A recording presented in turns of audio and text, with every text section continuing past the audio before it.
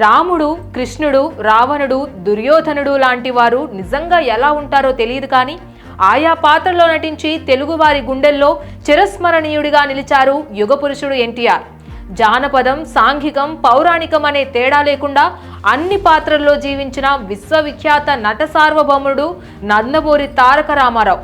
కృష్ణా జిల్లా నిమ్మకూరులో 1923 మే 28న లక్ష్మయ్య చౌదరి, వెంకటరాములమ్మలకు జన్మించారు. నేడు ఆయన జయంతి సందర్భంగా ఆ మహానుభావుని గురించి ఒక్కసారి గుర్తు చేసుకుందాం. ఎన్టీఆర్ పాఠశాల విద్య విజయవాడ మున్సిపల్ హై స్కూల్లో పూర్తి చేసి ఎస్ఆర్ఆర్ కాలేజీలో చేరారు. కళాశాలల విద్య కొనసాగుతుండగానే మేనమామ కూతురు అయిన బసవతారకంను వివాహమాడి గుంటూరు ఆంధ్ర క్రిస్టియన్ కాలేజీలో BA చేశారు. ఎన్టీఆర్కు మొదటి నుంచి నాటక రంగంపై మక్కువ ఎక్కువ.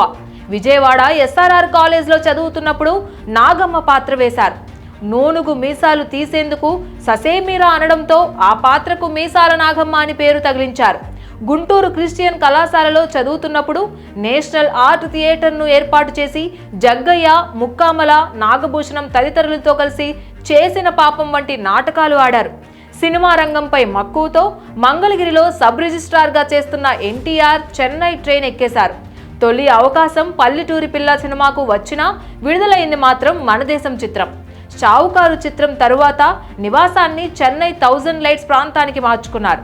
విజయవారి బ్యానర్ పై వచ్చిన పాతాళ భైరవి, మల్లీశ్వరి, పెళ్లి చేసి చూడు, చంద్రహారం చిత్రాలు ఎన్టీఆర్ను తిరుగులేని నటుడిగా నిరూపించాయి. మాయాబజార్, లవకుశ, శ్రీకృష్ణార్జున యుద్ధం, భీష్మ, భూ కైలాష్, నర్తనశాల, పాండవ వనవాసం, శ్రీ వెంకటేశ్వర స్వామి మహత్యం, మహామంత్రి తిమ్మరుసు, దానవీర సూరకర్ణ చిత్రాలు విశ్వవిఖ్యాత ఎన్టీ రామారావును మకుటం లేని మహారాజుగా నిలబెట్టాయి.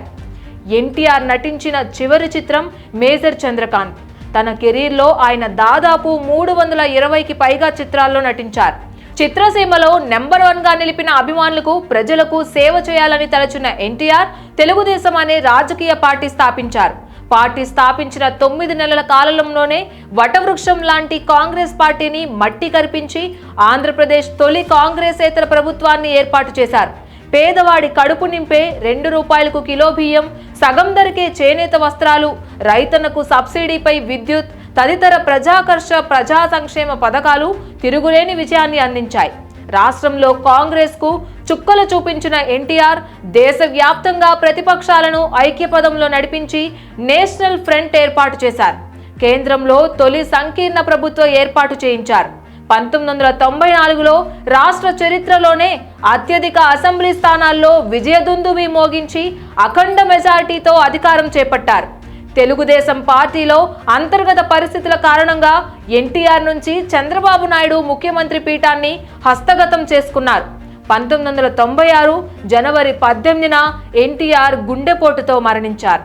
భౌతికంగా ఆయన దూరమైన ప్రజలు అలాగే అభిమానుల గుండెల్లో చిరస్మరణీయమైన స్థానాన్ని సంపాదించుకున్నారు.